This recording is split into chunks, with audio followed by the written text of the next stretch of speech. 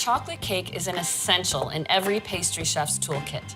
And I'll show you everything you need to know about this universal favorite. We need to start with the basics first. A good devil's food cake. This is sort of the foundation chocolate cake. The chocolate cake where all chocolate cakes came from. I'll start by sifting 1.5 cups of cake and pastry flour. And 1/2 cup of Dutch processed cocoa powder, which lends a rich chocolate taste and deep, dark chocolate color. And then 3/4 teaspoon of baking soda, 1/4 teaspoon of salt, and this is superfine sugar.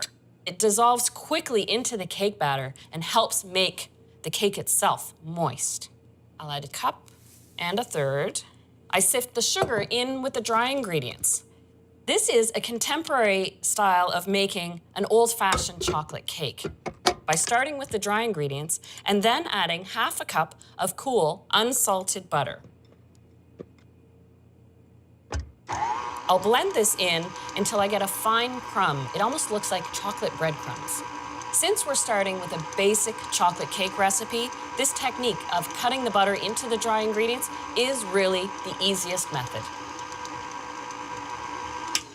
And there we go. There are no visible big pieces of butter, so now it's time to add the liquid ingredients. I have 1/2 cup of milk, and then I've got 1/2 cup of strong hot coffee. And the hot coffee is there not so much to make a coffee flavor, but it actually intensifies the chocolate taste.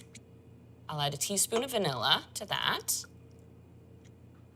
Add this all at once, and with the mixer running, whisk 2 eggs together to add at the very end.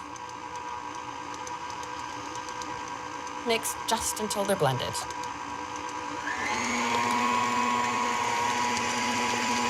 Perfect. I've got 2 8-inch cake pans, and what I've done is simply greased the entire pan, put a piece of parchment in the bottom, and then floured the sides.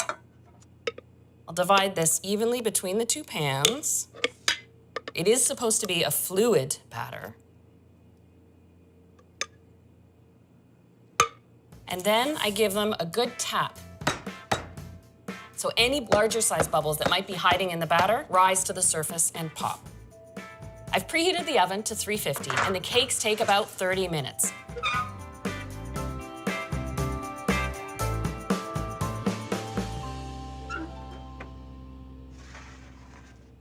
And here are the cakes. And of course, the standard test, when a skewer comes clean, when inserted in the center, it is done.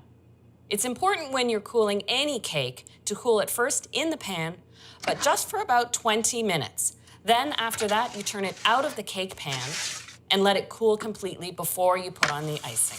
While these are cooling, I can start on the fudgy frosting. You know you're gonna have a good chocolate frosting when you start with 12 ounces of chocolate. Yes, that's right, 3/4 pound. This is semi-sweet baking chocolate, not the kind of chocolate chips you use in chocolate chip cookies, but this melts smoothly into the fudge frosting. And I'm going to set this over a water bath, creating your own double boiler. A double boiler is created by taking a pot, filling it with just 1 inch of water, and bringing that up to a gentle simmer. I like to use a metal bowl, and that way it's the gentle heat of the steam that melts the chocolate evenly.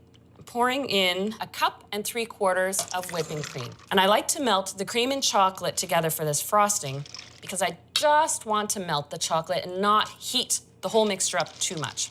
This just takes a couple minutes. While the chocolate's melting, I'll get 1/2 cup of sour cream, along with a little vanilla, and always add a little bit of salt. Stir that together. This ganache, the simple combination of whipping cream and chocolate, turns silky and thick, but as it cools, it thickens up, and that becomes our fudgy frosting. I'll add a bit of sour cream that lightens up the sweetness of that 12 ounces of chocolate. I let the fudgy frosting cool completely to room temperature. I have the cool devil's food cakes, and I already have some frosting cooled and ready to ice the cakes. Before I ice the cake, I like to put a cake board underneath it. That way, once I'm done, I can take it wherever I need to take it. First thing I'll do is put a nice dollop of this fudgy frosting in the center of the cake and spread it right to the outside edge. Now, for the next layer, and I put it upside down. That way, the most flat sits on top. To frost the outside of the cake, I put a large dollop of frosting on the top, spread it right to the outside edge and over it a little bit. Then I do the sides, because that way the sides will meet up with the frosting on the top and create a perfect flat edge all the way around the cake. And the easiest technique for a beautiful cake is just the swirls and swishes of your offset spatula. That may be just a basic devil's food cake, but that is a cake you'd be proud to make and to serve. Thanks for watching Oh Yum. Keep an eye on this channel for plenty of delicious recipes and more.